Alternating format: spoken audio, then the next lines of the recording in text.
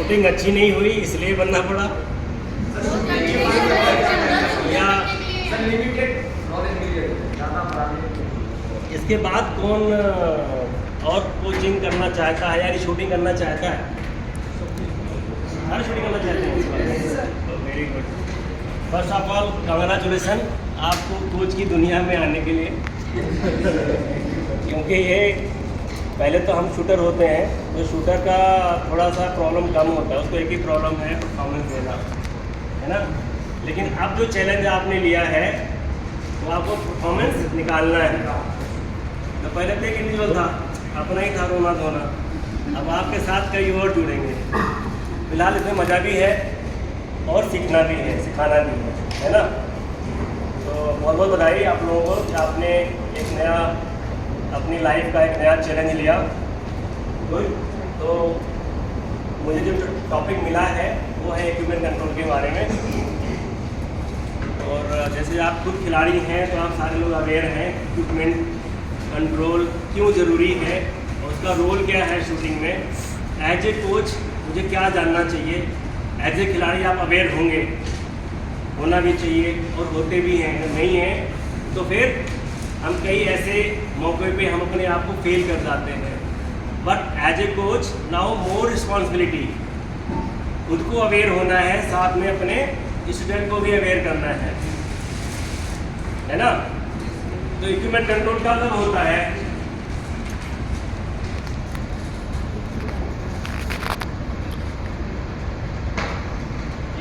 UQC equipment को short form है UQC, equipment control terms before competition, any competition. अब जैसे इंडिया में है तो इंडिया में इतने कंपटीशन हो रहे हैं, चाहे वो डिस्ट्रिक्ट लेवल हो, चाहे वो स्टेट लेवल हो, चाहे वो जोनल हो, मावलंकर हो या नेशनल हो, इवेंट ट्रायल, कहीं भी आप जाएंगे तो आपको ह्यूज एथलीट मिलेंगे, यानी कंपटीशन करने वाले बहुत सारे खिलाड़ी मिलेंगे, है ना। जैसे कई लोग अभी आप कोचिंग कर रहे हैं, जाहिर सी बात है आप कोई एसोसिएशन में काम करेंगे, किसी के पास अपना क्लब भी होगा या आगे प्लान कर रहे होंगे कि मैं एक क्लब बनाऊं और उसमें बच्चों को ट्रेन करूं, जो भी आपने as a practical life as a athlete सीखा है, या फिर एज ए कोच का जो आप सर्टिफिकेशन कर रहे हैं, इसके बाद कोई डिप्लोमा कोर्स में जाएंगे, उसके बाद जो भी आप सीखेंगे फिर एज ए प्रोफेशनल कोच ही आप जाएंगे, है ना।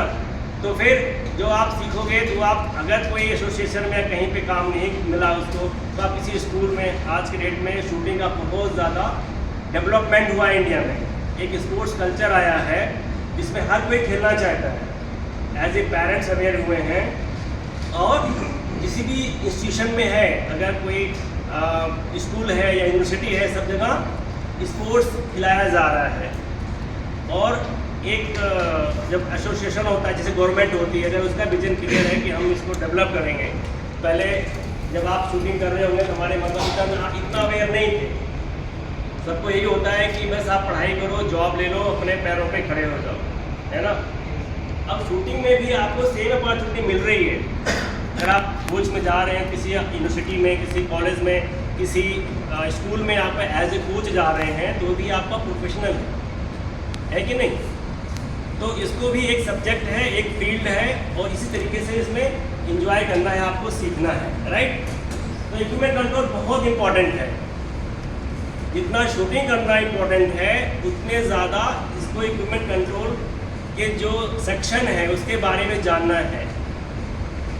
अभी रिसेंटली इंडिया में पैरा ओलंपिक होस्ट हुआ, आप सभी लोगों ने देखा होगा, बोर्ड अभी भी लगे हुए हैं।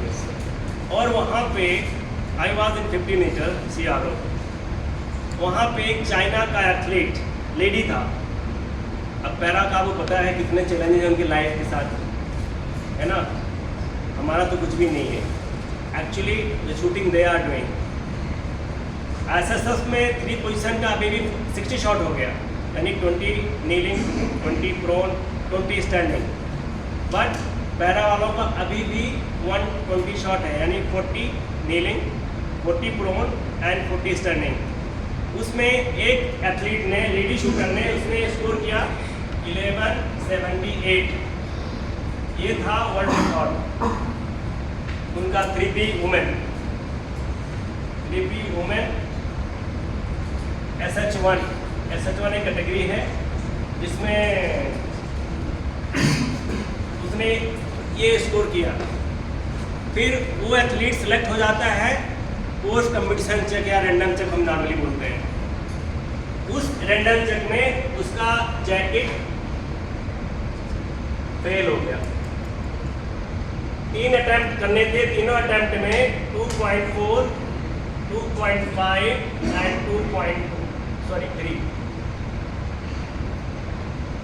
कितना आना चाहिए था? मिनिमम स्टिफनेस 3.0 था।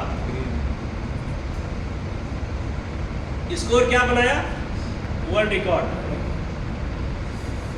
और रियली उस एथलीट की शूटिंग हम लोग देखे जो कि मेरे टेबल का 6 सामने था, रियली एंजॉय, बहुत कुछ सीखने को मिला कि जिसके लिम्ब ही नहीं है, प्रॉपर खड़ा नहीं हो सकता, बैलेंस नहीं बना सकता, स्टूल का सहारा लेके जो एथलीट कर रहा है, and the shooting they did, everybody was shooting like this. Boys में स्कोर आया था 1182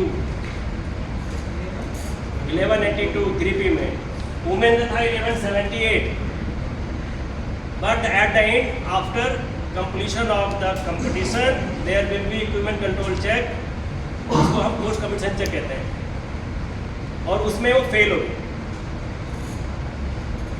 नतीजा क्या हुआ?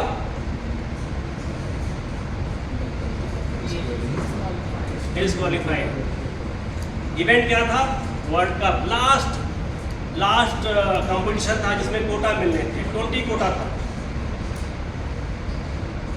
अब इसमें गलती एथलीट की भी हो सकती है, गलती कोच की भी हो सकती है, या फिर उसका बैड लक, उसका नाम आ गया, यही हो सकता है। मैं ये जनरली हम अवेयर नहीं होते हैं, तो अगर हम अच्छा बिफोर कंपटीशन हर जगह आपको इक्विपमेंट कंट्रोल सेक्शन रहता है, आप वहाँ अपना राइफल, अपना पिस्टल, आपके जो भी एसेसरीज हैं, जैकेट, ट्राउज़र, बेल्ट, शूज़, सब वहाँ पे आप चेक करा सकते हैं कि एज़ पर ISSF रूल, या फिर इंडिया में है तो एज पर NRI वो रूल में है कि नहीं है, कंपटीशन के रूल में है कि नहीं है ना।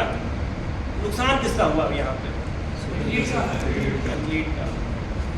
The way it travelled from China to India, last Olympic qualifying quota competition, world record बनाया,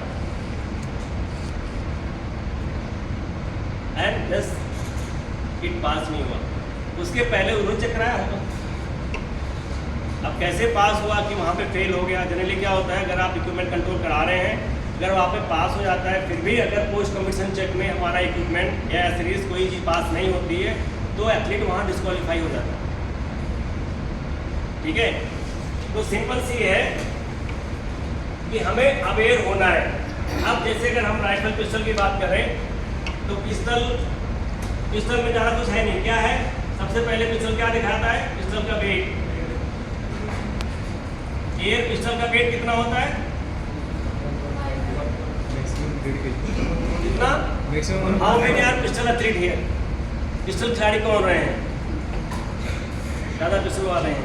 एक एयर पिस्टल का वेट कितना होना चाहिए मैक्सिमम? 1.5। इससे ज़्यादा है तो अगर आप पहले चेक कराने जा रहे हैं, यानी कंपटीशन से पहले, तब डिस्क्वालीफाई होगा? नहीं, तब नहीं होगा। अगर वेट ज़्यादा है तो जो भी वहाँ ऑफिसर रहेंगे या जूरी रहेंगे बोलेंगे कि आपका वेट ज़्यादा है, आपका। दूसरा टेस्ट क्या होता है? Figure wait.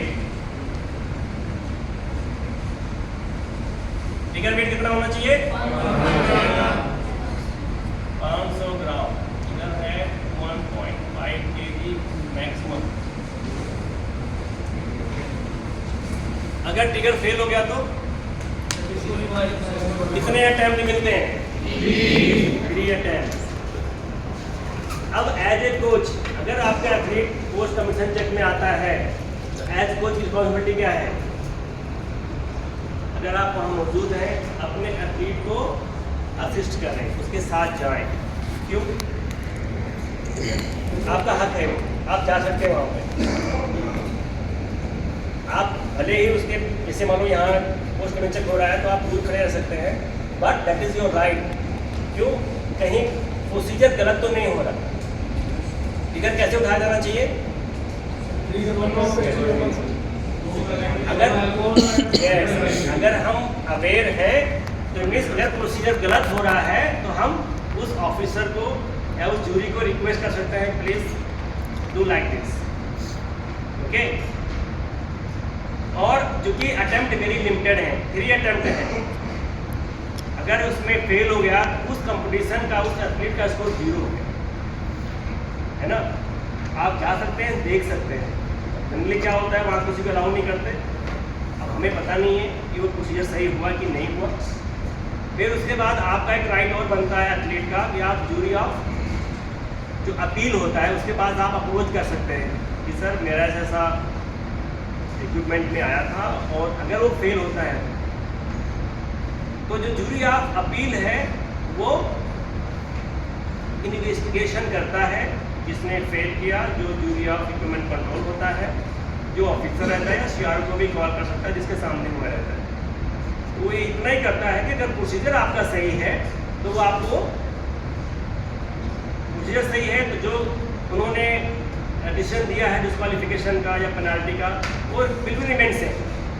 अगर प्रोसीजर में कोई गलती किया है, जो चेक करने वाला ऑफिसर है उसने ढंग से चेक नहीं किया है और जूरी ऑफिसर को लगता है कि यहाँ गलत हुआ है, तो फेवर एथलीट को जाता है, एथलीट वहाँ पे डिस्क्वालिफिकेशन से बच जाता है। क्लियर हो गया। तीसरा क्या क्या चेक करते हैं यहाँ पिस्टल में? ग्रिप कैसे होनी चाहिए?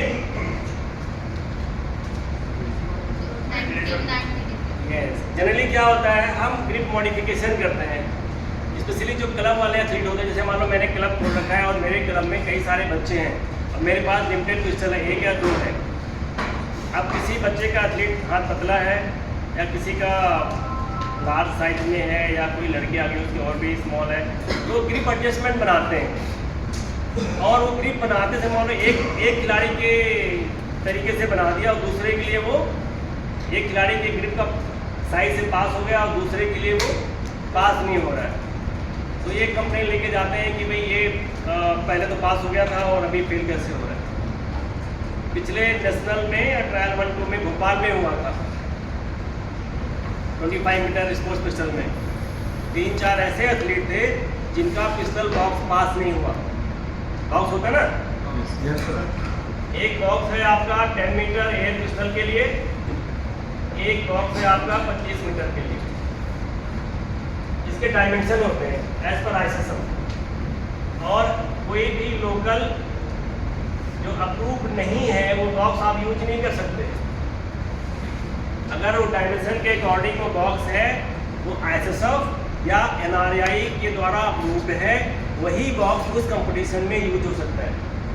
आपका ये भी राइट है, आप चेक कर सकते हैं ये बॉक्स कैलिब्रेटेड है कि नहीं, ठीक है।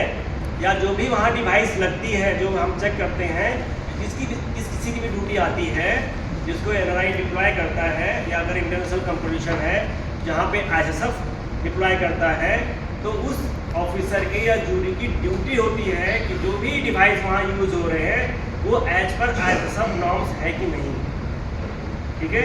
और हर कंपटीशन में जो भी डिवाइस है उसका सीरियल नंबर, मैन्युफैक्चरिंग सब लिखा जाता है, क्योंकि उससे एक एथलीट की लाइफ का सवाल होता है। मान लो ओलंपिक सिलेक्शन ट्रायल चल रहा है और यू आर एलिजिबल, आपका एथलीट या आप खेल रहे हैं, आप एलिजिबल हैं, और पता नहीं वो डिवाइस कोई दूसरा रख दिया गया और उससे मैं वो अच्छी रीडिंग नहीं दे रहा है और मेरा किट या मेरा pistol as per ISSF norms fail हो गया।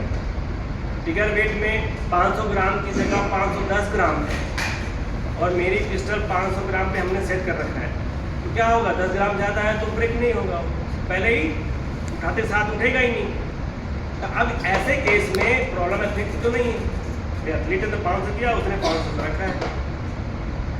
एक एडवाइस ये भी है कि आप 500 पे ना रखें, 501, 502 रखो, सो दैट समटाइम्स अगर एनी मूवमेंट हो, कुछ भी हो, या जैसे पंखा चल रहा है यहाँ पे कर रहे हैं, हवा का भी प्रेशर हो, तब 1-2 ग्राम का फर्क ना हो, कट टू कट नहीं रखना चाहिए।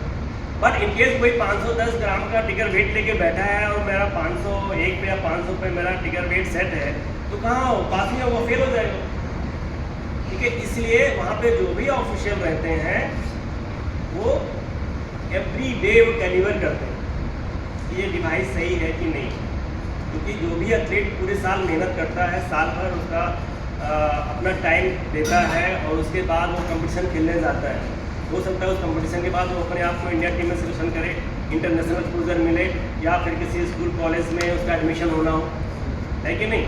अगर डिस्क्वालीफाई हो गया तो क्या सर्टिफिकेट देगा, क्या चीज़ प्रोड्यूस करेगा वहाँ पे। और एक बार डिस्क्वालीफिकेशन हो गया तो 99% चांस बहुत कम होते हैं कि डाइवर्ट होने के। सिर्फ एक ही ऑप्शन बचता है जीरो अपील का, वो भी तब अगर करेक्ट पोजीशन में किया नहीं गया हो तो। क्लियर हो ना। इसलिए अपना equipment prime responsibility of the athlete, same way now as a coach कि मेरे एथलीट का ये चीज़ परफेक्ट है कि नहीं।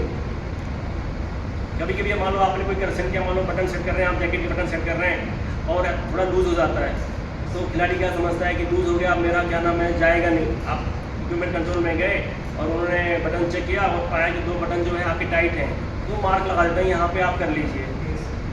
अब फिर एथलीट कोच के पास गया, कोच बोला छोड़ना, जरूर थोड़ी ना तो इसी में कर, या फिर कोच ने बोल दिया ठीक है चेंज कर लो, अगर रैंडम आ गया दिक्कत होगी तो बच्चा उसी को छोड़ देता है, नहीं जरूरी थोड़ी ना मेरा नाम रैंडम में आए। इस केस में अगर आप रैंडम में आ भी जाते हो तो नुकसान फिर किसका हुआ, एथलीट का। ठीक है। फिर अब फिगर में आपको पिस्टल दिखाना चाहूँगा, जैसे तो आप सारे खिलाड़ी हो, बट एक जनरल अवेयरनेस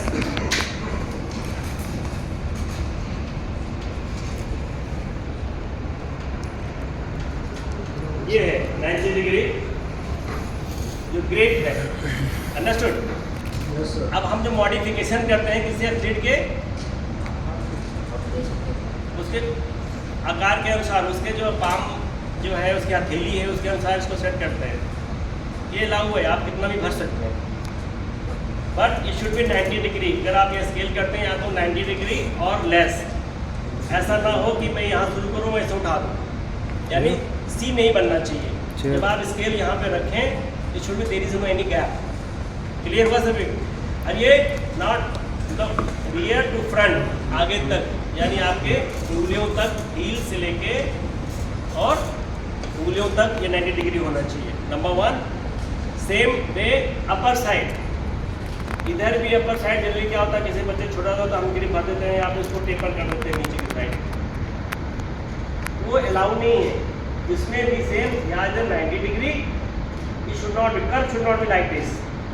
अगर आप कर्व बना रहे हैं तो इंड वाला जो कर्व है that curve should be upward. ये ऐसे आपने बीच में लगाया और इधर किनारे को ऊपर कर दिया दोनों साइड से।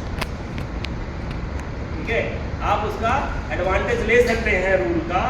वो कैसे कि दोनों इंड आपने अपर कर दिया, बीच में ये लगा दिया, जैसे जनरली इस पिस्टल में, स्टेट की पिस्टल में ऐसे लगता है, बट मोरनी में और इसमें तो आपको ज़्यादा बड़ा ये ग्रिप बड़ा रहता है, सपोर्ट मिल जाता है ना। बट डाउनवर्ड कर्वेचर नहीं होना चाहिए। क्लियर।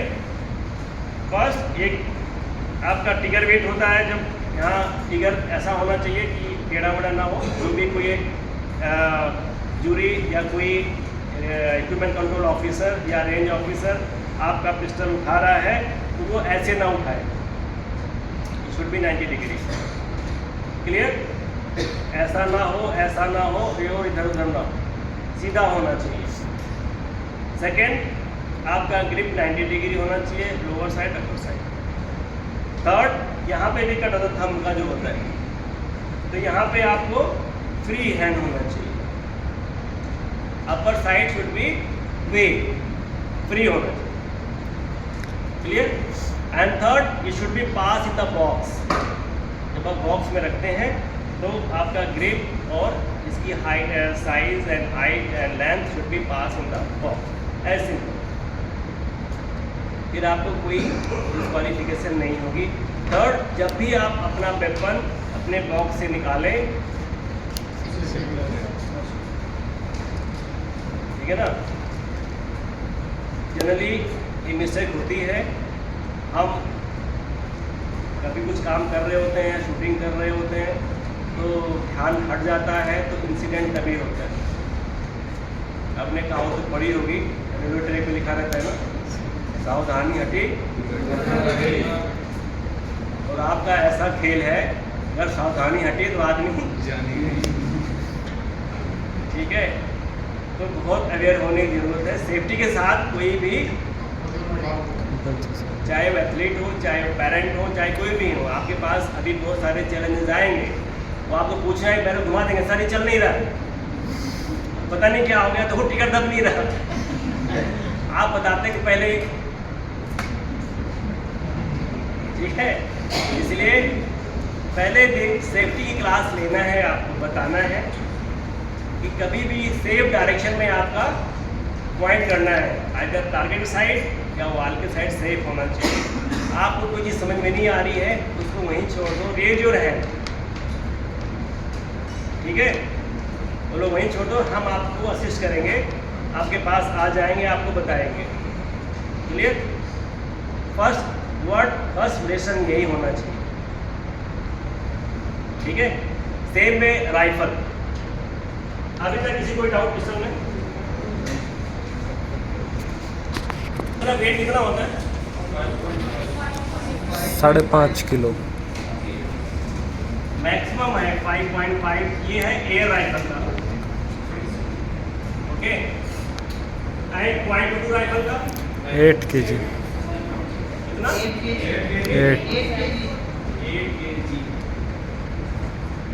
ठीक है। Man and women both 5.5 maximum. अभी यहाँ पे जो हम वेट लिख रहे हैं, मैक्सिमम लिख रहे हैं। हाँ जी। इससे कम हो सकता है, जरूरी नहीं है कि 5.5 नहीं होगा तो आप खिलाड़ी को खड़े नहीं होने दोगे लाइन पे, ये मैक्सिमम है, ठीक है।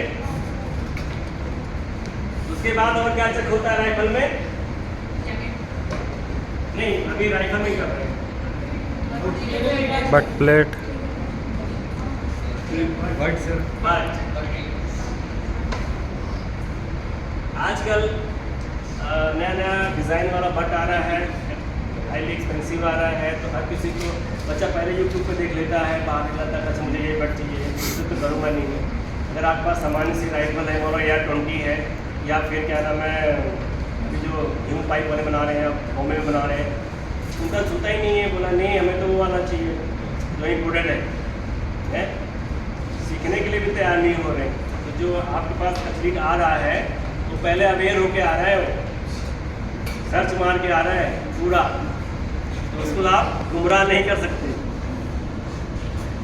अगर हम अवेयर नहीं है तो हम बोले नहीं तुम पहले से कर, बात बताएंगे तुम्हें। ऐसी सिचुएशन अब नहीं रही, क्योंकि दे आर मोर अवेयर। वो 10 बार सोच के 10 क्लब में पूछताछ के फिर आपके पास आते हैं, ठीक है। तो अगर आप उनको सही गाइड करेंगे, सही चीज़ बताएंगे, तो आपके साथ रह के वो आगे तक ट्रेनिंग करेंगे, आगे आपके साथ रहकर आगे प्रैक्टिस करेंगे। अब बट जो होता है, बट में अगर 3 पार्ट का बट है, एक जनरली आपने देखा होगा 3 बट वाला है, एक सिंगल पीस बट आता है, ठीक है। अभी 2 पीस में भी आता है सेंटर में। तो अगर तीन जो ये है 3 पार्ट वाला बट, प्रीवियस रूल ये था, पहले का जो रूल था वो ये था कि अगर 3 बट हम यूज़ कर रहे हैं, that should be turn one direction, तीनों एक ही दिशा में टर्न होने चाहिए। ये राइफल की बात कर रहा हूँ, ठीक है। बट नाउ न्यू एरिटा जो आया है, नो अमेंडमेंट जो आया है, वो ये कह रहा है कि 30 mm लेफ्ट, 30 mm राइट। कहाँ से? सेंटर ऑफ बैरल से। अब सेंटर ऑफ बैरल से इसके अंदर लेफ्ट और राइट में आप ये कर्व दे सकते हैं। आप इसको इधर घुमा सकते हो, इसको इधर घुमा सकते हो, इसको इधर घुमा सकते हो, पहले नहीं। कोई बोलता है कि मुझे को यहाँ पे चुभ रहा है, कोई बोलता है ये गलत हो रहा है, ये अच्छा नहीं लग रहा है, थोड़ा नीचे करो, ऊपर करो, तो आप ये चीज़ कर सकते हैं, अलाउड है। इसमें आपका डिस्क्वालिफिकेशन नहीं होगा। 30 mm के अंदर आपका जो भी चेंजेस है, अगर इधर भी है या इधर है, is allowed 30 mm, 30 mm। Clear हो गया? आगे बढ़े। अगला होता है जब हम राइफल का बट से आगे शुरू किए, फिर क्या आता है, उसके नीचे आता है ये बट स्टॉक। ये सेंटर ऑफ बैलेंस कितना होना चाहिए, 140 mm। ठीक। इसके बाद यहाँ आपका आता है ट्रिगर। ट्रिगर का कोई वेट नहीं है, आप कितना टच एंड फायर कर सकते हो, वेट कर सकते हो, ये आपके ऊपर है। इसमें कोई लाइट पिस्टल कोई ट्रिगर वेट एसेंशियल नहीं है। देन आता है आपका चिक। अब चिक में भी आप कितना भी लेफ्ट राइट जा सकते हैं within 60 mm centre of balance है। फिर आपका आता है ग्रिप। जब हम ग्रिप चेक करते हैं एयर राइफल में, तो जनरली आपने देखा जो .22 राइफल है या एयर पिस्टल है,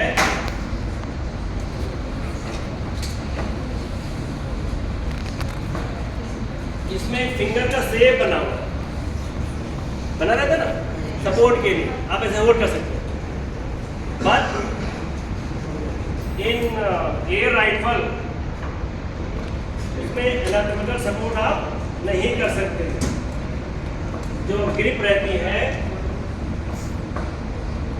ग्रिप में आप ऐसे एनाटॉमिकल सपोर्ट नहीं कर सकते लाइक .22 राइफल और लाइक एयर पिस्टल और .22 पिस्टल।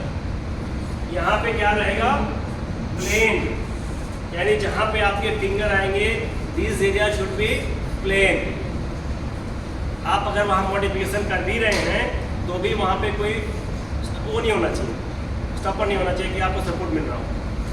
बैक साइड आप यहाँ कर सकते हैं।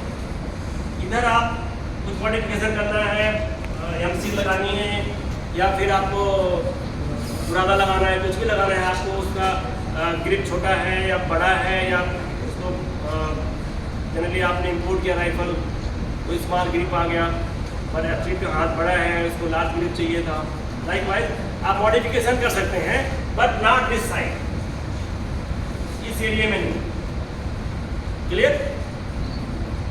आफ्टर ग्रिप फिर हम जाते हैं, आपके पास है पाम रेस्ट, जिसको 4 इंच भी कहते हैं। 4 इंच का भी क्या है, सेंटर ऑफ बैरल से कितना होना चाहिए, 120 mm। नीचे पाम रेस्ट लगा दें। पहले नहीं था, अभी आपके स्कोर क्यों आगे बढ़ रहे हैं, पहले ओनली 90 था, और ये भी बट जो है 220 mm से नीचे नहीं आना चाहिए था। तो जो लंबे थिक रहे, जिनकी हाइट लंबी, उनके लिए प्रॉब्लम होती थी, राइफल नीचे नहीं आती थी, तो उनको इसे ताकना पड़ता था। और 90 mm होने से क्या होता था, जिनके 4 आर्म छोटे हैं, जो छोटे हाइट वाले हैं, उनको वे सपोर्ट ही नहीं ले पाते थे, तो छोटा पड़ता था। अभी ISSF ने क्या किया, ये भी हटा दिया, ये रूल हट गया, आप कितना भी नीचे ला सकते हैं। दूसरा, इसको इंक्रीज कर दिया, 90 से ये 120 हो गए, आप इसको ओपन कर सकते हैं। तो जिनके शॉर्ट आर्म्स हैं उनके लिए एडवांटेज हो गया। क्लियर। थर्ड, अब इसके बाद हम आते हैं बैरल। बैरल के पहले क्या होता है, नहीं, नीचे क्या लगा होता है, सिलेंडर। सिलेंडर की लाइफ कितनी होती है, अभी आपने देखा था एक हादसा हुआ था, वो वीडियो बहुत वायरल हुआ। अब प्रॉब्लम कहाँ थी हमें भी नहीं पता, सच क्या था, लेकिन डेंजरस बहुत है।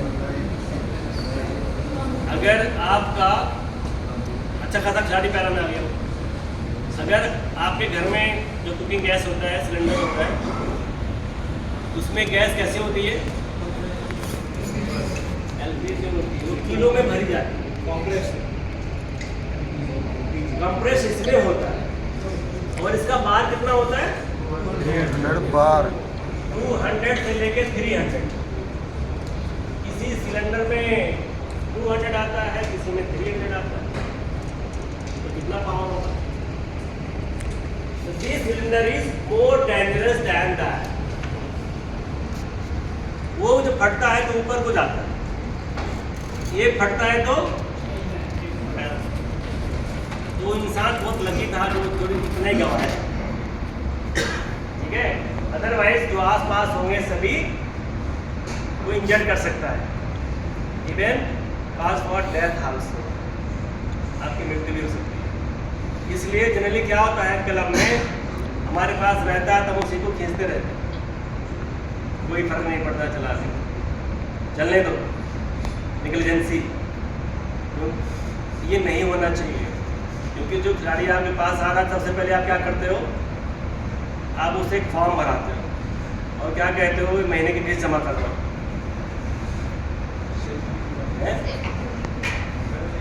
पढ़ाने लिखाने के बाद अभी आप पहुंच जाओगे, फ्री में तो सिखाओगे नहीं,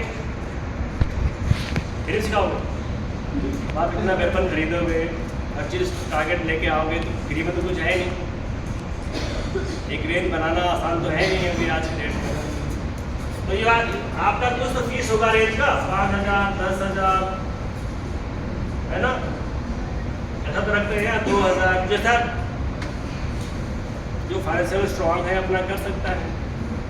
तो हम क्या वेपन प्रोवाइड कराते हैं, आप जब वेपन उन्हें प्रोवाइड करा रहे हैं, ये हमारी रिस्पॉन्सिबिलिटी है, हमारी रिस्पॉन्सिबिलिटी। अगले को नहीं पता, उसको क्या पता शूटिंग के बारे में, वो आपसे सीखेगा और ये सेफ्टी में ही आ जाता है, ठीक है। तो 10 साल अगर आपने वहाँ उसको अवेयर नहीं किया या आप उसको दबा ले गए और किसी दिन उसके साथ आप भी खड़े मिलोगे, ठीक है। ज़्यादा महंगा नहीं आता, 2 महीने उसकी फीस से आपका नया सिलेंडर आ जाएगा। तो 10 साल प्लीज चेंज करें। बाहर हम लोग रिपेयर कराते हैं, बाहर क्या करते हैं, उठा के फेंक देते हैं, नो यूज़, क्योंकि the life is more important, clear. इसके बाद आता है आपका बैरल, है ना, ये हो गई आपकी बैरल।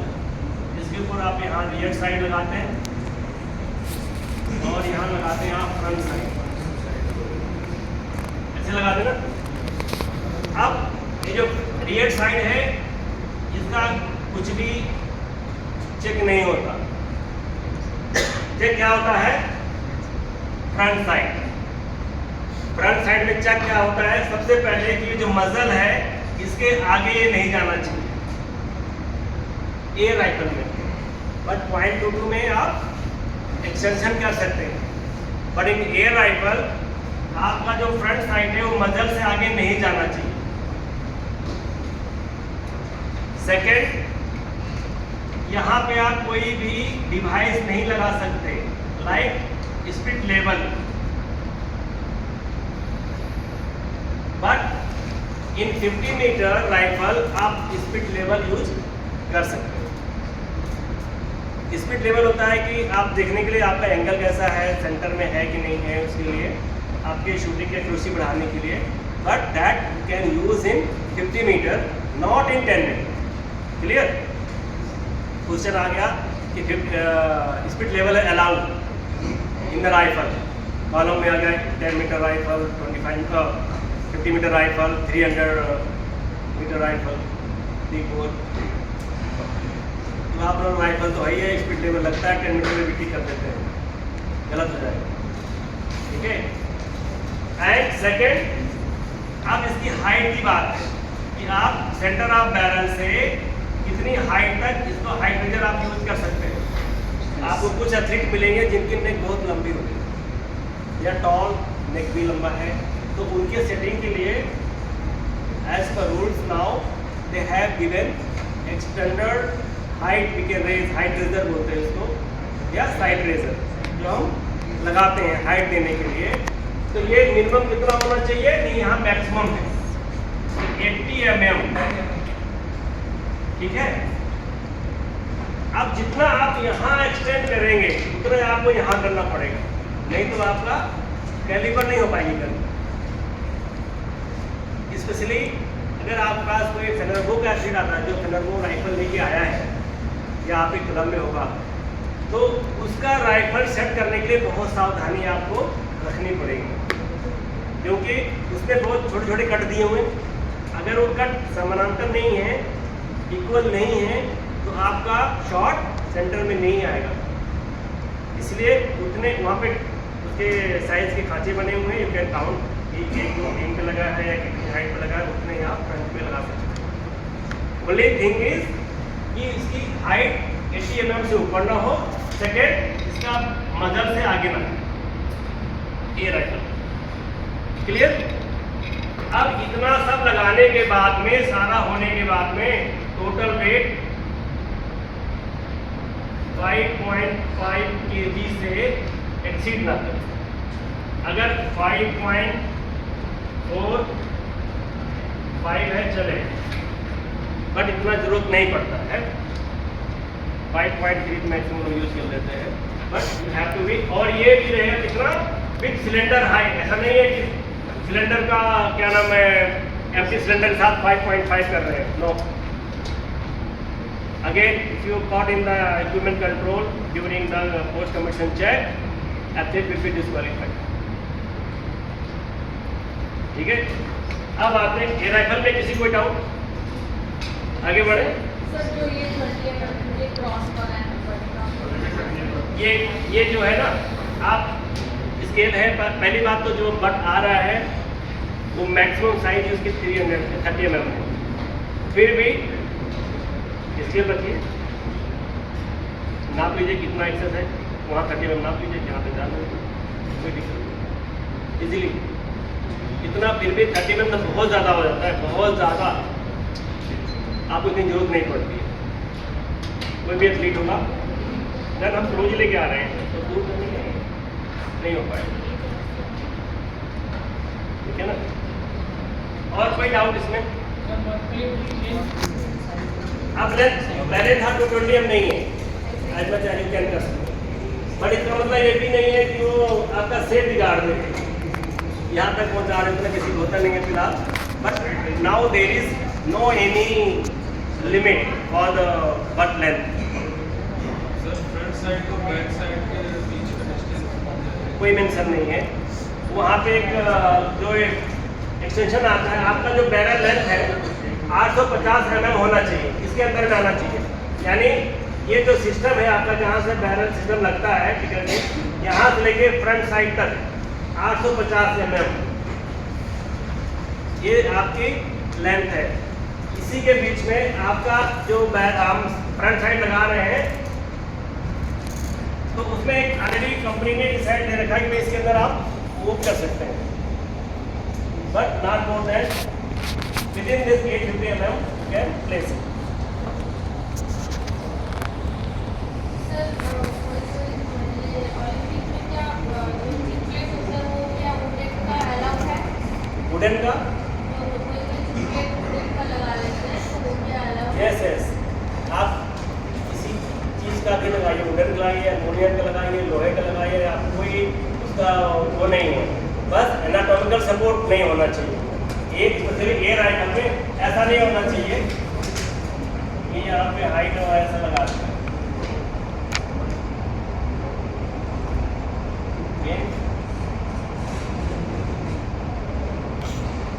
इस टाइप सपोर्ट नहीं होना चाहिए कि हम गड्ढा है और हम यहाँ पे कर दिया। इन एयर राइफल 50 मीटर में आप कर सकते हैं।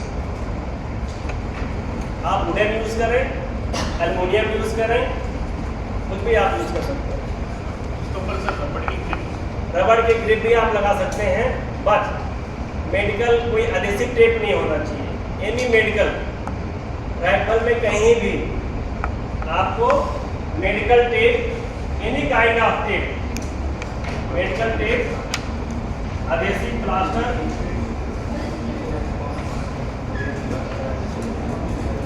Not allowed. But same time आप जो ग्रिप आता है पिस्टल का, जैसे आप बैडमिंटन करते हैं, बैडमिंटन ग्रिप है, ये चीज़ आप यूज़ कर सकते हैं। बट उसमें भी क्या है कि आपको कंप्लीट यूज़ करना है, ऐसा नहीं छोटा सा टुकड़ा लगा दिया बीच रोड लेकिन कंप्लीट, ठीक है। एक साइड से फ्रंट साइड में टाइम आते हैं, आईरिस का कलर फिल्टर जो नहीं, आप आयरिस कलर यूज कर सकते हैं, बट वो आपके आईब्रो से टच नहीं होना चाहिए, आपके आई से टच नहीं होना चाहिए, तो वो सेशन रहेगा। अदरवाइज बार बार आपको रेंज अफसर आके सब करता रहेगा। सर जैसे टूल एक्सटेंशन लगा रहे हैं, फ्रंट साइड और बैक साइड की कोई दूरी एक्सटेंशन ट्यूब ये राइफल में थोड़ा सा केवल 850 mm तक ही आपका एक्सटेंशन जा सकता है, तो उसमें इतना नहीं, 50 मीटर में कोई टेंशन नहीं है कि आप कितना लगा सकते हो। जितना आप एक्सटेंशन करेंगे उतना ही आपका होल्डिंग पावर होनी चाहिए आपके पास।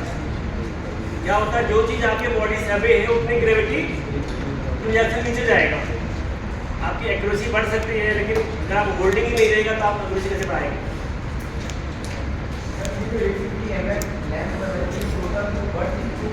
नहीं, बट तो नहीं है, सिस्टम जहाँ से ट्रिगर लगा हुआ है वहाँ से मजल तक।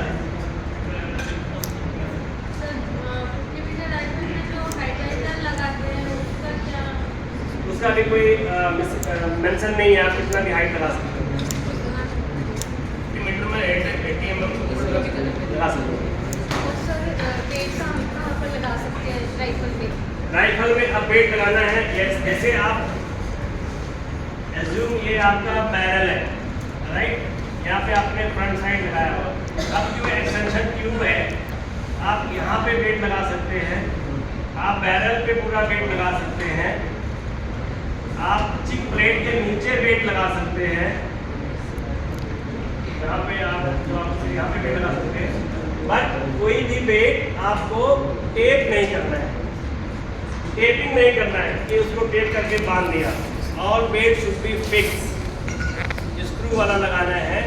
और दूसरा जो वेट आप लगाएंगे वो बैरल के लिए पूरा ऐसे नहीं होगा, सी शेप में लगा सकते हैं आप, ठीक है। और कोई डाउट? सर ये पिस्टल और राइफल दोनों के लिए है? पिस्टल में आप चिपका सकते हैं, बट डबल टेप के साथ में, बट वो भी मूवेबल नहीं होना चाहिए, it's better if fix.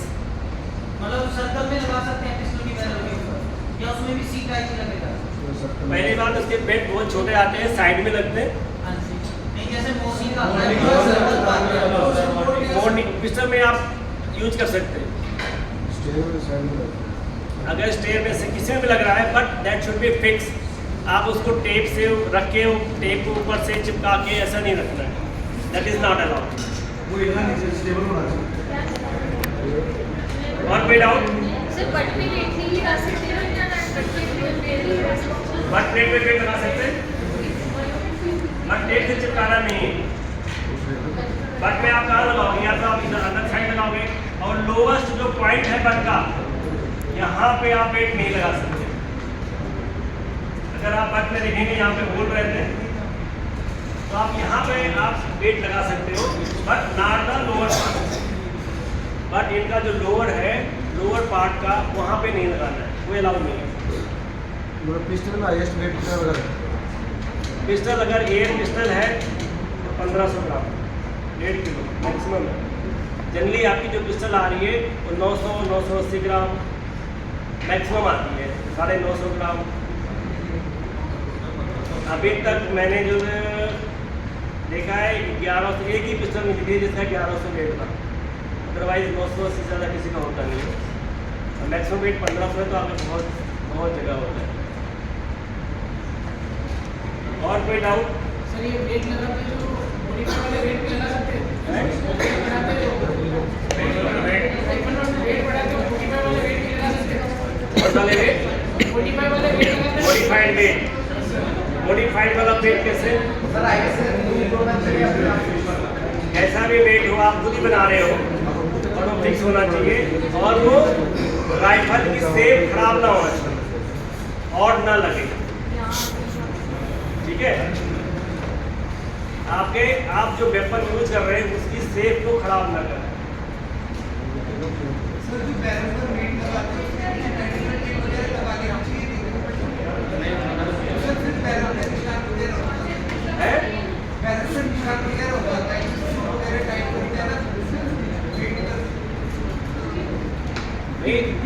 Clear mention है, कोई भी टेप इज नॉट अलाउड। आप उसको अंदर स्मूथ कर लो। कोई डाउट सर आउटसाइड का कोई साइज का है? रूल है, जो फ्रंट साइड टनल है उसका रूल है, हाइट का हमने बता दिया, ये 50 mm होना चाहिए, ठीक है। जो टनल है आपका यहाँ से इससे लंबा नहीं होना चाहिए, क्यों? फ्रंट साइड का सर। Front side. और बट का कर्व होता है, जब बट कभी आपने देखा होगा दोनों साइड अपर एंड डाउन, हम फिक्स करने के लिए दोनों बट एंड को क्या करते हैं, बैंड कर देते हैं।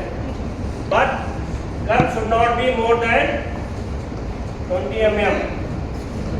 यहाँ से और यहाँ का जो बीच का कर्व होगा वो इसका जो डेप्थ नापेंगे 20 mm से ज़्यादा नहीं होना चाहिए। इस केस में अगर 20 अगर या 19 होगा या 17 या 15 होगा तो DST हो सकता है। क्लियर? सर चिकलेट का कर्व 6 लेटर बट वो लेफ्ट एंड राइट 60 mm के अंदर होना चाहिए। कर सकते हैं, कर सकते हैं। हॉरिजॉन्टल एंड एक्सिस दोनों कर सकते हैं आप। डायगनली है आप 30 mm के अंदर कर सकते हैं, वो भी कर सकते हैं। विद इन 30 mm आप कुछ भी कर सकते हैं, ठीक है। और कोई डाउट? डाउट है? 50 मीटर राइफल का 2.5 उसका कर्व जो है यहाँ पे 2.5 mm होना है। सर 50 मीटर राइफल का सर ग्रिप वो कर सकते हैं? हाँ, 50 मीटर राइफल में आप मॉडिफिकेशन कर सकते हैं, फिंगर का आप वहाँ पे थंब का ये बना सकते हैं। और एयर राइफल ग्रिप में ना कोई मॉडिफिकेशन होगा, जहाँ पे आपका फिंगरप्रिंट बने, स्टॉपेज कोई नहीं होगा, ना टिपिकल सपोर्ट नहीं बनेगा, ठीक है। Now we go to the jacket and trouser, most important jacket and trouser.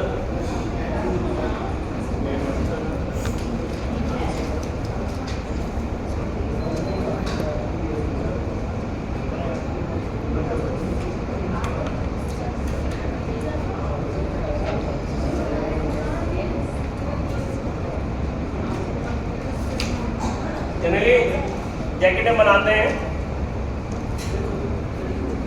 कितने बटन लगा सकते हैं? 5। राइफल वाला कोई है इसमें? कितने बटन लगा सकते हैं? 5।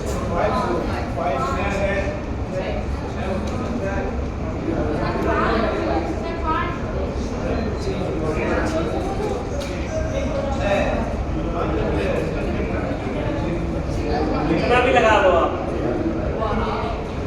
4, 5, 6, 10, 15, but all button should be pass. सारे बटन ओवरलैप में पास होने चाहिए। जरूरी नहीं है कि आप 5 ही लगाओ, 4 लगाओ, 3 लगाओ, ठीक है। बट जनरली 5 बटन हमें देखने को मिलते हैं, बट कोई ज़्यादा एडवांस है उसको और सब कुछ लेना है तो कोई 6 लगा देता है, कोई एक बटन नीलिंग में यूज करता है, बाकी सारे खोल के रखता है। Depend upon the athlete, but all button जितने भी आपके जैकेट में लगे हैं वो सारे चेक होंगे, और सभी as per ISSB and button should be pass overlap. Clear? अब इसमें आता है 5 पॉइंट होता है हमें चेक करने को।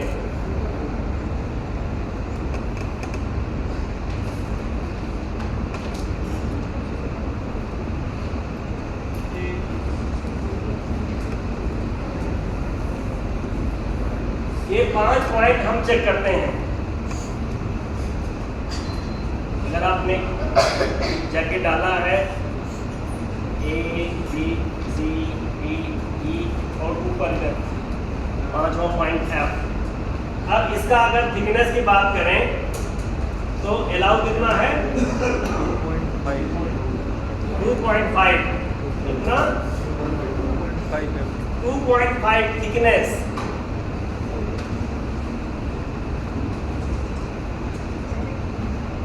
एंड स्टिफनेस 3.0 3.0 ये है मिनिमम।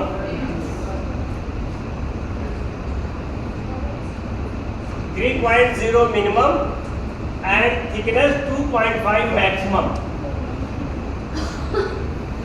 अगर किसी एथलीट का जैकेट का थिकनेस 2.6 आया तो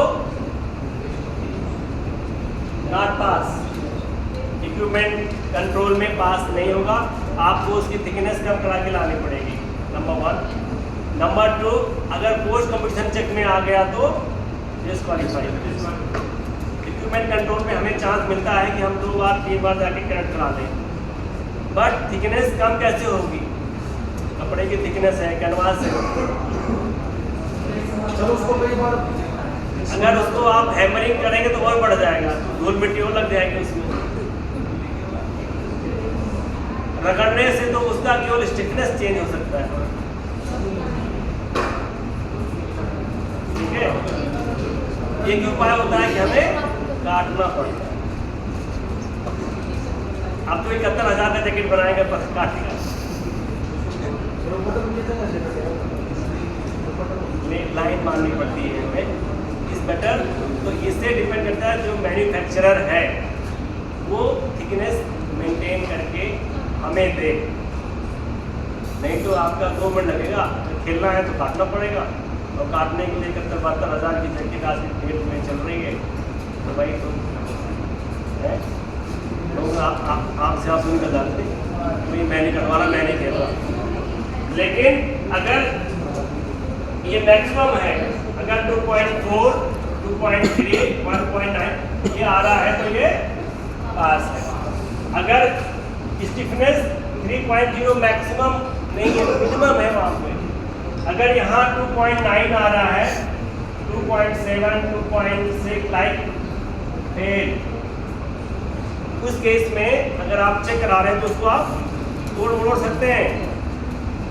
बट जब हम रैंडम चेक में जाते हैं तो हमें छूने को नहीं मिलता, तो वो क्या करेंगे?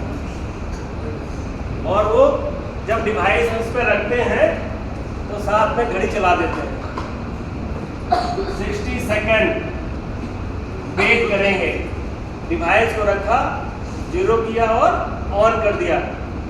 अब 60 सेकंड के अंदर जो भी उसकी रीडिंग आती है, 2.9 तक पहुंचे, 2.8 तक पहुंचे या 3.0 तक पहुंचे, अगर 3.0 उसकी रीडिंग आती है it is pass.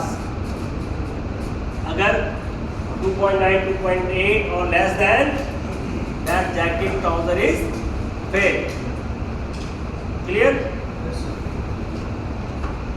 Only again 3 attempt, आपको 3 अटेम्प्ट वो ट्राई करेंगे। अगर जैकेट की बात है उन्हें ये 5 एरिया चेक करने हैं, A, B, C, D, E and F, 6 पूरे 6। अब इस एरिया में अगर आपके 3 पास हो जाते हैं, अगर 3 पास हो जाते हैं तो ये जूरी के ऊपर है, वो आपको एग्जाम कर सकता है।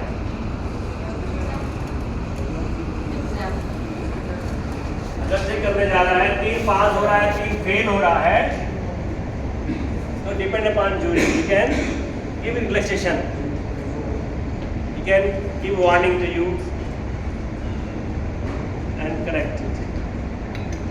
But अगर 3 में 2 ही पास हुआ, जय हिंद। सेम पे ट्राउजर,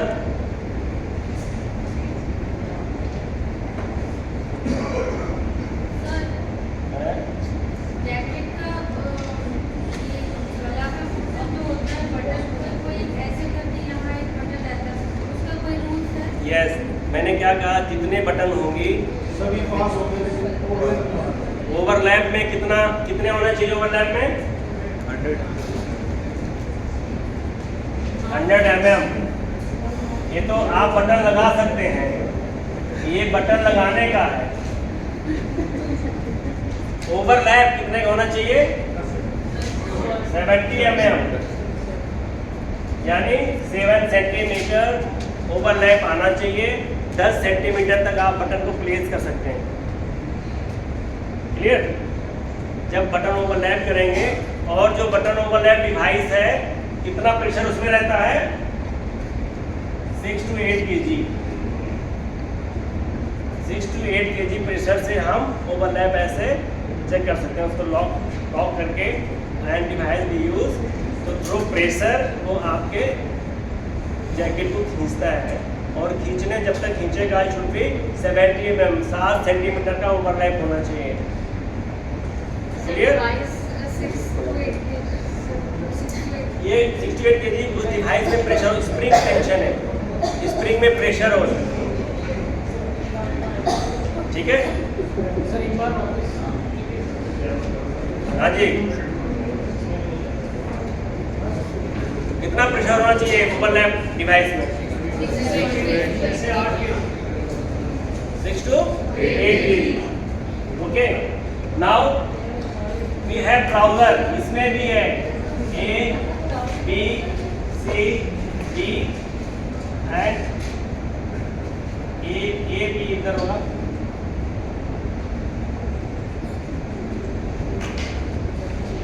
बैक भी हो जाएगा।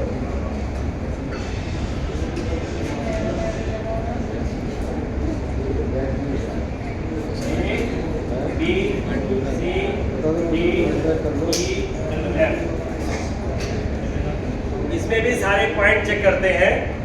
इवेंट चेक तो हम कहीं भी कर सकते हैं, वो जूरी के ऊपर डिपेंड है, कहीं भी चेक कर सकता है। But this is the ignition area, वो यहाँ पे चेक करते हैं। ये पार्ट आपका बैंड हो गया इधर, ए और बी, इस साइड ए, इस साइड बी।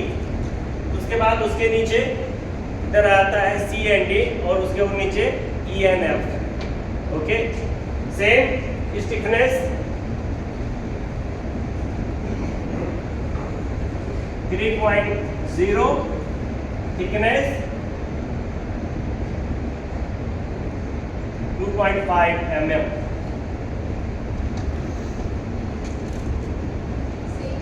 ओके, अब इसके बाद आता है आपका ये जो बैंड है, यहाँ पे भी अगर आपका 3.0 नहीं से ज़्यादा आ रहा है, यानी अगर आपका बेस बैंड, कोई खिलाड़ी बोलता है कि मुझे बेल्ट यूज़ करनी है, तो बेल्ट तब यूज़ कर सकते हैं जब इसका बेस का थिकनेस 2.5 से नीचे हो। अगर ये बेस का 2.5 मैंने ये ड्रेस पहना है और इसकी थिकनेस 2.5 से नीचे है तो you can wear the belt.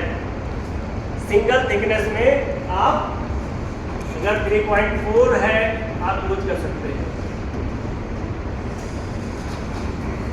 Belt use करना है तो आपका थिकनेस वेस्ट बैंड का जो है 2.5 से नीचे होना चाहिए।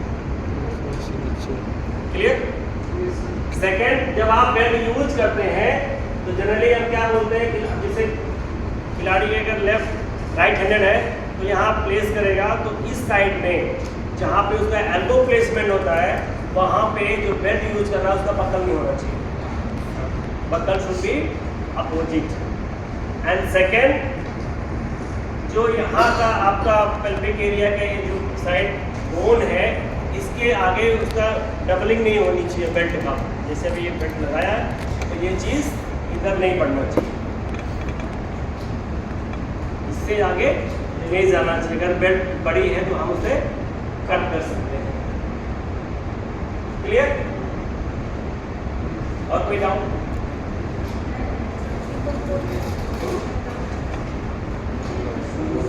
इक्विपमेंट का राइफल, पेन, जैकेट, ट्राउजर में कोई दिक्कत?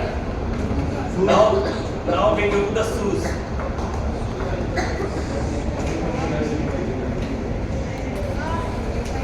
शूज में वी चेक फ्लेक्सिबिलिटी।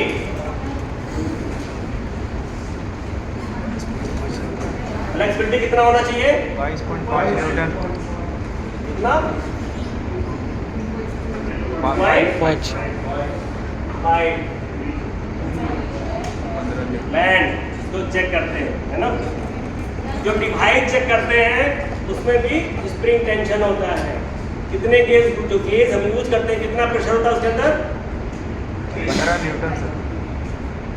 ये आपके क्वेश्चन में आएगा 15 न्यूटन प्रेशर।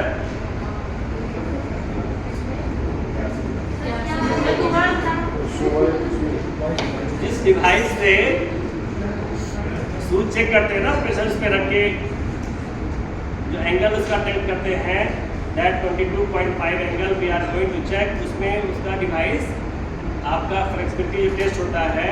जिस डिवाइस से यूज करते हैं उसके में जो प्रेशर यूज होता है 15 न्यूटन प्रेशर। आपके क्वेश्चन में आएगा। आपके क्वेश्चन हो गए अभी बाकी है? सर ऑनलाइन हो गया। ऑनलाइन हो गया तो वाइवा में आएगा। Okay,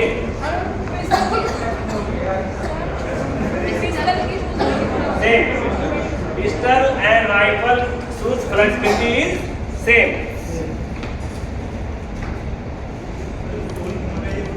1 mm 10 1 centimeter 10 mm angle. Flexibility कितना फ्लेक्सिबल होना चाहिए। नया नया शूज हम लेके आते हैं तो मुड़ता ही नहीं है। तो आप ऐसा नहीं है खिलाड़ी को अभी नया शूज दे दिया, जाओ खड़े हुए खेल को, और रैंडम में आया तो शूज जो है फ्लेक्सिबल ही नहीं हो रहा, पास ही नहीं हो रहा। ठीक है,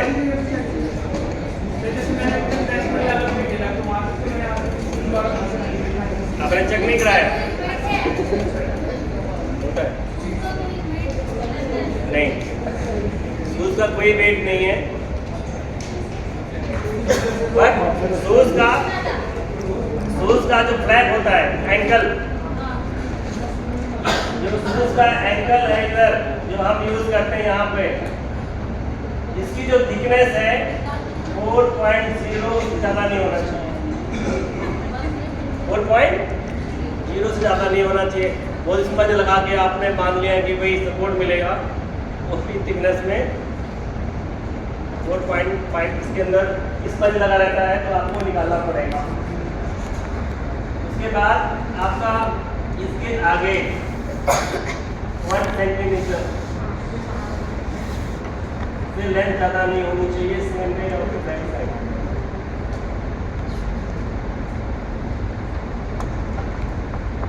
ठीक है,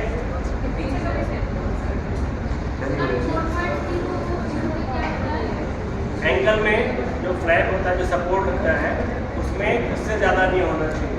सर ये बहुत बड़ी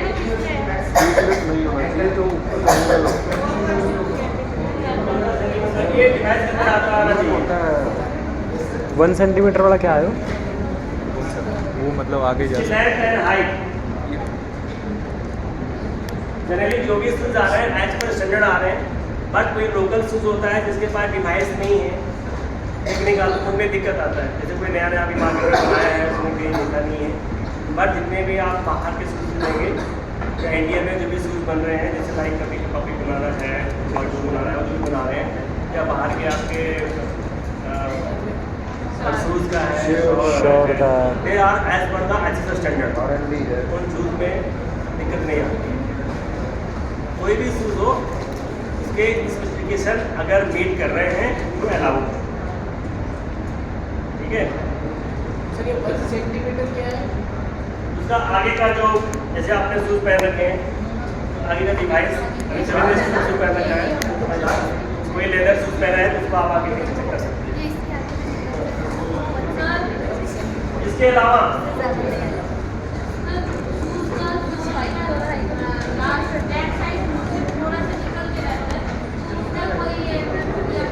नहीं ऐसा कुछ नहीं, डिजाइन है देना सपोर्ट देंगे। इसके अलावा तो दूसरा इंपॉर्टेंट रोल है एज ए कोच या खिलाड़ी।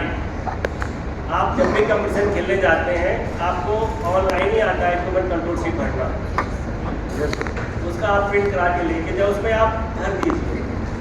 लेकिन वो आप जैसे आप राइफल का नंबर भरना है आप वो कर सकते हैं, उसका उसका कौन सी कंपनी का है आप वो लिख सकते हैं। उसके बाद आप जब जैकेट ट्राउज़र में जाएंगे कौन सी कंपनी का आप जैकेट ट्राउज़र यूज़ कर रहे हैं, कौन सा कलर है आप वो भर सकते हैं। बट जो उसका नंबरिंग है स्टिफनेस और थिकनेस का वो आपसे नहीं होगा, बट आप इतना भर के आप सेव करके उसका प्रिंट आउट निकाल सकते हैं। जब भी आप कंपटीशन के लिए जाएँ उसको प्रोड्यूस करें तो आपका हज़र नहीं होगा, परेशानी नहीं होगी। और जनरली कई जगह पे ऐसा होता है कि भाई प्रिंटर नहीं है, कोई हेल्प करने वाला नहीं है, जो 20 रुपये का फॉर्म है वो मुझे नहीं पता कितने का मिलता है।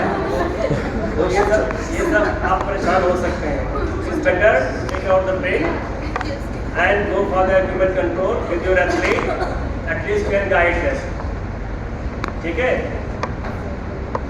Other than now equipment control में किसी को और कोई डाउट कोई पूछना है? Okay, now gloves. ग्लव्स का थिकनेस आता है, थिकनेस चेक करते हैं, राइट। थिकनेस कितना होना चाहिए मैक्सिमम, एनीबॉडी? 12.5 से ज़्यादा इसकी थिकनेस नहीं होनी चाहिए। स्टिफनेस उसका चेक नहीं होता है। ग्लव्स का केवल थिकनेस चेक करते हैं। और आप इक्विपमेंट कंट्रोल में भी आप एज मच 1, 2, 3, 4 ग्लव्स यूज कर सकते हैं। चारों आप दिखा सकते हैं, टेस्ट करा सकते हैं। लेकिन एक कंपटीशन में सिर्फ आप एक जैकेट एक ट्राउज़र ही यूज कर सकते हैं। मान लो आपके पास 2 जैकेट ट्राउज़र है तो आप दोनों चेक तो करा सकते हैं, but you have to declare. ऐसा नहीं है कि ये वाला नया आया है जिससे मैं एयर राइफल करूँगा, ये पुराने वाले से 50 मीटर करूँगा। इस केस में अगर आप पकड़े जाते हैं तो आपका डिस्क्वालिफिकेशन कंफर्म है। So you have to declare I am going to use this dress, this jacket and trouser in this competition. Clear? Gloves use कर सकते हैं। ग्लव्स यूज कर ग्लव्स आप 2-3 कर सकते, कोई दिक्कत नहीं। अलग-अलग मैगजीन का अलग-अलग यूज नहीं कर सकते। क्या अलग? हाँ, जैसे मान लो अभी आप अगर आप प्रैक्टिस ऐसे कर रहे हैं कि 10 मीटर में दूसरा किट यूज कर रहे हैं, 50 मीटर में दूसरा ही किट यूज कर रहे हैं, आप ट्रेनिंग कर सकते हैं। बट मैच में आपको बताना पड़ेगा। अगर एक ही कंपटीशन है जैसे लाइक नेशनल या ट्रायल आप दे रहे हैं या आप जोनल या कोई कंपटीशन खेल रहे हैं, आप तो ऐसा नहीं कर सकते आप 10 मीटर दूसरी किट से खेल लिया, 50 मीटर दूसरी किट से खेल लिया। ठीक है। तो इस केस में अगर आप पकड़े जाते हैं तो आपको अवार्ड मिलेगा।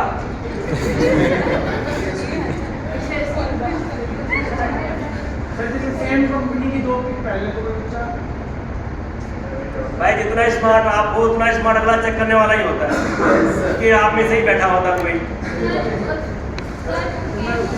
जैकेट और ट्राउजर है इसके अंदर अंडर का भी कोई मेजरमेंट रहता है, जैसे कौन पोजीशन में एल्बो बैंड वगैरह।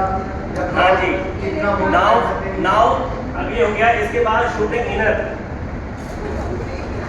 जो हम इनर पहनते हैं, जो हम अंडर ड्रेस पहनते हैं, इसका भी थिकनेस है। Single thickness 2.5, double thickness 5। ठीक है।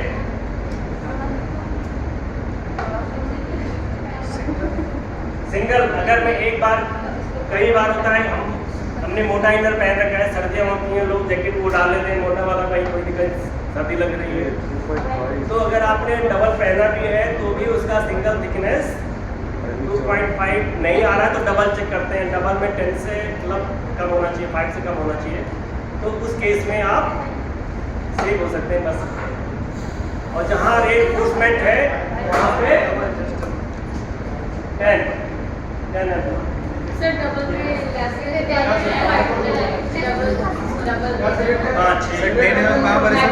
का क्या है? अरे रेनफोर्समेंट जहाँ पे सिलाई होती है मैक्सिमम। जहाँ पे सिलाई होती है आपकी सिलाई को भी चेक करते हैं। इक्विपमेंट कंट्रोल हर पार्ट को चेक करता है, ठीक है। तो वहाँ अगर आप अवेयर नहीं है तो वहाँ खड़े होके आंसू बहाने से कोई